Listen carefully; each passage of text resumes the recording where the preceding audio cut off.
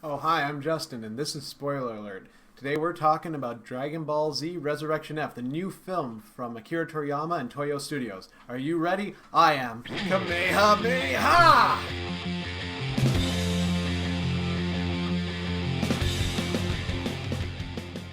So before we get into this, I'd like to talk a little bit about my history with anime in general, and how I came to fall in love with Dragon Ball Z and why this movie means so much to me. When I was very young, I used to watch a lot of American anime, He-Man, Thundercats, and the like. And then Astro Boy, I started watching that, and I found it quite unique, quite different in the way it was presented. I also began to watch other stuff. Space, Sci-Fi Channel in Canada, began carrying late-night anime, and a lot of very mature anime. Venus Wars was one. I had never seen anything like that in my life, as well as Ninja Scroll, presented in a very mature way with like nudity and violence and sex. I began looking into all these animated films that were clearly directed towards adults, definitely not meant for children. I felt like I was getting into something that was forbidden to me. It became a passion of mine. I started watching Trigun, Berserk, Rurouni Kenshin, and I loved it. And when I got to be around the age of 15, 16, I saw Dragon Ball. They only showed the first 13 episodes on YTV, but they were still quite good, and they had the basic arc of Goku, search for Dragon Balls, makes a wish. And it was phenomenal. It was a phenomenal show. Later on, Dragon Ball Z would begin airing on YTV, and that would air around 6:30. Might have even been around 7. I remember we would have dinner at 5, I would wash the dishes, and I would wash them as fast as I could so that I could make it to watch the opening of Dragon Ball. As that was airing, I found out that the original series had ended in Japan a long time ago, and GT had started and finished as well. When I got to be around 16, 17, I moved away from anime altogether. My friends were getting into Naruto and various other shows, whereas I had begun getting into horror movies and all things Lovecraft. So for a long time I completely avoided the anime scene, only ever picking up the odd Dragon Ball movie. They continued to do specials. I downloaded and watched those, and they were what if stories. What if Gohan fought Frieza as an adult? What if there was a demon that got released from hell that Goku and Vegeta had to fight when they were in the heaven dimension? All sorts of what if stuff, but nothing substantial, and none of them were longer than 50 minutes. They were very much TV specials. So later on, they would do Dragon Ball Evolution. That would set the bar exceptionally low. They took it out of theaters for fear it would cause people to commit suicide in Japan. It was considered that bad by their standards, and by everyone's standards. Now they finally come out with Battle Gods, and that got an international release, and it was quite good. It was definitely better than the movies. It was very much where are they now? And they made it in canon. It is a direct follow-up to Z and a prequel to GT, which I believe they're negating from the canon. Akira Toriyama, the original creator, writer of Dragon Ball and Dragon Ball Z, didn't have a lot to do with GT and never really liked it, so most fans kind of consider it a what-if timeline as well, along with a lot of the movies.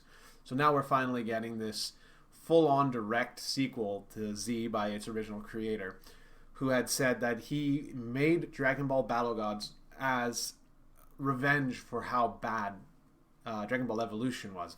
And this is amusing in and of itself because he's such a polite, easily, very inoffensive person, Akira Toriyama. If you ever read any of his stuff, he's having fun and wouldn't say a mean thing about anyone, but he still said that the American production had no idea what they were doing, which is about the closest you can get to him, slighting them.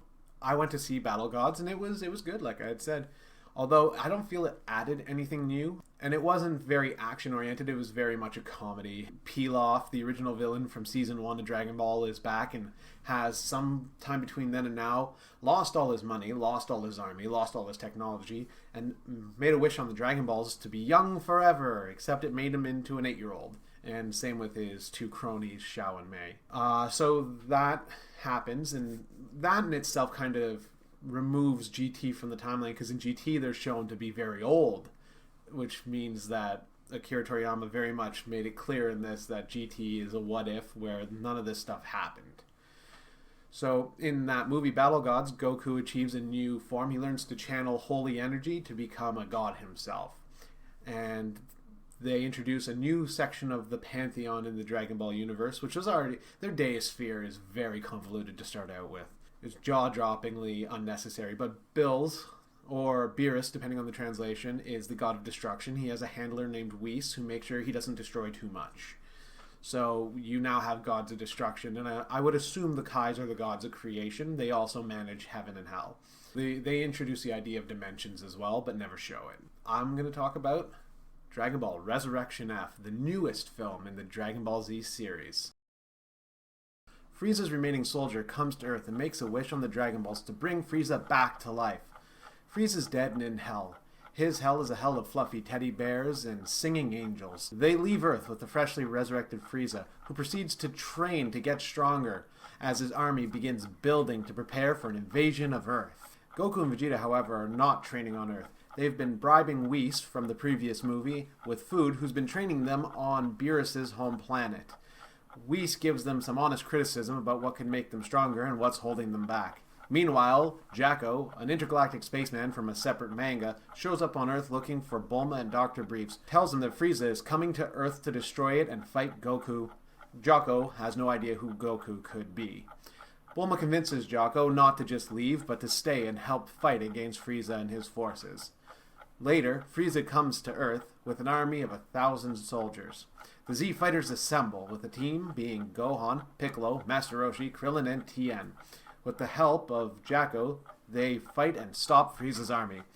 Frieza then joins the fight, and dummies Gohan in a single blow, who he believes to be the only threat among them. Goku finds out about what's going on, and heads to Earth. Goku fights Frieza straight off the bat. Vegeta stands to the side and watches. Goku and Frieza both power up to their most powerful forms, Frieza being his new golden form and Goku being Super Saiyan God mode. Goku ultimately beats Frieza with ease. He lowers all his Kai shields and turns back into human to talk with Frieza and see why he's so evil and maybe give him a chance to power up. At this point, Frieza's last henchman shoots Goku with a laser. To everyone's surprise, it pierces straight through Goku's chest and drops him on the spot. Vegeta, seeing this, immediately goes Super Saiyan God mode, which we had no idea he had, saves Goku, kills the last henchman, and goes to kill Frieza. But Frieza's got one last-ditch move left in his repertoire and blows up the Earth before anyone has a chance. Thankfully, Beerus and Whis are there, and they protect everybody in a protective shield. They inform the heroes that they can rewind time for 3 minutes and that Goku should save Vegeta since Vegeta saved him. He immediately, upon rewinding time, blows up Frieza and saves Vegeta. Vegeta, enraged, wonders why Goku intervened. "You glory hog," he says. And Goku laughs and informs them of what had just happened. Jacko shakes everyone's hand and heads back home. That's your plot. And in the end, if you stay to the post-credits, you see that Frieza is back in his fluffy teddy bear singing angels hell forever. Let's talk about the good. The animation was superb. It was well-paced, very interesting, and introduced a new character of Jocko to the series. Jocko, which I was unaware of, had gotten a manga series prior to this release, which was kind of a bait-and-switch by Toriyama. It seemed as though Jocko, Galactic Patrolman, had nothing to do with the Dragon Ball series until the last episode of the manga, in which Jocko is on Earth and Bulma is shown at 3 years old. And it turns out Jocko had come to Earth because a space pod from Frieza had been sent to our planet. Upon finding that the pod is empty, he decides that no Saiyans were sent and that Earth is not in any dire peril. He goes home and you realize that this character exists in the Dragon Ball universe. In this movie, he becomes a rather large part of it. And allegedly, online, in 2016, they're going to have a Jocko movie, possibly an animated movie, I would assume. And he's become one of Akira Toriyama's favorite characters. So that's a lot of fun, and it's fun to see new characters and a sort of recon to the series. Making a Green Lantern-like corp in Dragon Ball just kind of makes sense. The inclusion of Jocko I would definitely consider a good, even though if you have no idea this manga happened, his character is so much fun. And he's very much like the Ginyu Force or like Gohan in his teens where he's posing everywhere, you know, sticking the legs out. It's hilarious. He's a very flamboyant character, and he's a lot of fun. The humor throughout this movie is phenomenal. The odd couple relationship with Vegeta and Goku is to die for. You can't help but laugh when the two of them are on screen together. They're training buddies. They hate each other. They love each other. They're ready to kick the crap out of each other at a moment's notice. And Vegeta, he even shows that at one point where Goku's fighting Frieza, and Vegeta comes in and starts laying into Goku, and Frieza's like, a well-trained dog will always be a well-trained dog, meaning that Vegeta used to work for Frieza. And it wasn't because he was defending Frieza, it was because Goku was taking up all the fight. He was going to defeat Frieza, and Vegeta was never going to get his chance. And like, stuff like that's just funny. They had a lot of humor in it. Bulma's interaction with gods and heroes is phenomenal. She is so funny. She gives crap to people left, right, and center. It doesn't matter if you're a god, she will tell you where you belong. It doesn't matter if you're an unstoppable monster, she'll give it to you. Being the original female protagonist, it's just amazing that she's still relevant this far into the series. She has no powers. Her technology is the only thing she can really contribute, and Goku doesn't need it. Goku is trained with gods who have taught him how to teleport from place to place. So the fact that she's remained so relevant even still, I just love that. She's an amazing character. Beerus, the god of destruction, and Whis are a lot of fun. They're an amazing duo, the two of them back and forth as well. And the fact that he is, as so far, the most powerful character in this universe. He can take Goku and Vegeta on at the same time, and neither of them stand a chance. He's so fast that while they were fighting, he took out a pen and signed his name on their gi and on Vegeta's armor. So throughout the movie, they both have the sign on them that they're being trained by Whis, which is hilarious. The other thing I liked about this movie is they left out the weaker characters in the fight. It makes no sense to bring in Chaozu. Chaozu would have died. He died before in fights less powerful than this, and he's not capable of a fight like this. I like that they kept Yamcha out of this fight. Yamcha has not kept up his fighting. He became a bit of a socialite while he was dating Bulma before she married Vegeta. He's not really anybody anymore. You know, he's not as strong as Tenshin Han. He's not as strong as Krillin. He's not capable of keeping up with these people. So him being in this fight, he would have ended up dead. So they were very aware of this, that this fight was beyond certain people. And those minor characters weren't brought in. What surprised me, though, is certain other characters who should have been brought in weren't. I love the assessment that Whis gives Goku and Vegeta. It just made the movie. It was so meta. And like, everything about Whis I thought was phenomenal. So those are the goods. There were a few things that I felt that were missing or detracted from the entire experience. One of the things that was rather distracting is the inclusion of Emperor Pilaf and Shao and Mai. Particularly their chibi animation style. It really didn't fit in very well with everything else. The animation was through the roof, whereas they looked very silly in it. I know Akira Toriyama likes those characters and he likes to have a fun time with his stories. He doesn't want it to be too serious. So characters like this definitely allow him to say silly things. And they had some like really funny moments where they make a wish on the Dragon Ball for 100 million zeni. And upon asking why only 100 million, Shao says, well, I don't want to be so rich that my kids become jerks and open nightclubs. And I thought that was pretty funny. The other thing is Whis it never explains why Whis is so powerful, how he is so powerful, where he comes from, or why he's Beerus' handler. It never explains that in the slightest. So I found that kind of weird. One of the other things I found kind of a letdown was the fight. The ultimate fights in this were generic. They were run-of-the-mill. They were punch, punch, punch, zoom out to what humans see, pop, pop, pop in the sky. There was nothing to them. After watching Dragon Ball Z beginning to end, you see how creative these fights can be. The level of intensity one of these fights can have. And Goku versus Frieza in the original fight was so intense and so emotional. I mean, it had a lot of time on screen. I do believe I read once that it was a 13-hour fight scene. So it's kind of understandable that you can't do that in an hour and a half. But they were generic run-of-the-mill fight scenes. There was never any tension that I felt in it, which leads me to my next negative. When Beerus and we show up, they outright say that Frieza stands no chance against either Goku or Vegeta. Frieza has no chance against these two.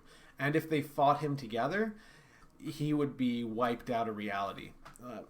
The characters, Goku and Vegeta, have a dance called the Fusion Dance, which he learned in the other dimension. You match your power levels, you do this dance, and as you do that, it draws you to become one human, one creature.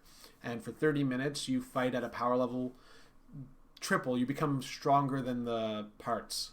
You become more powerful than the collection of parts. So this I would have loved to see. I would have loved to see them do these sort of things.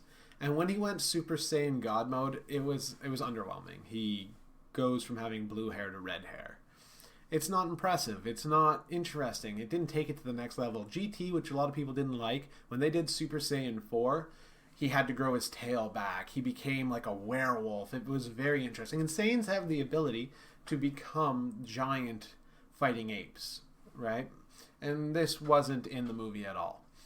I felt like the movie was underserved in the fight scene department.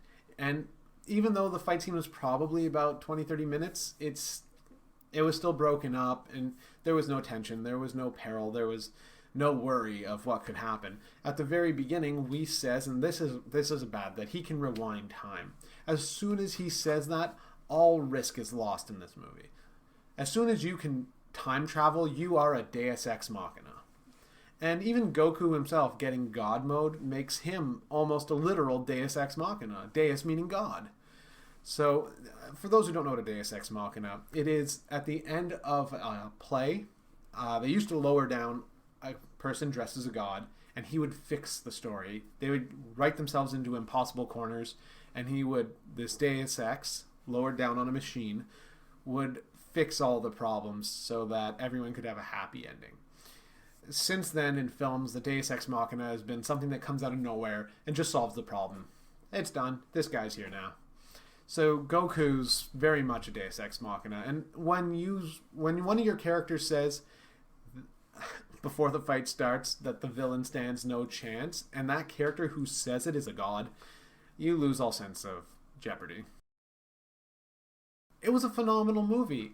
I had been waiting for canon Dragon Ball movies for a long time. They had only had one canon Dragon Ball movie prior to this, and that's The Dead Zone, a prequel to Dragon Ball Z in which Goku's son, Gohan, as a very young child, gets kidnapped, and Goku has to go save him.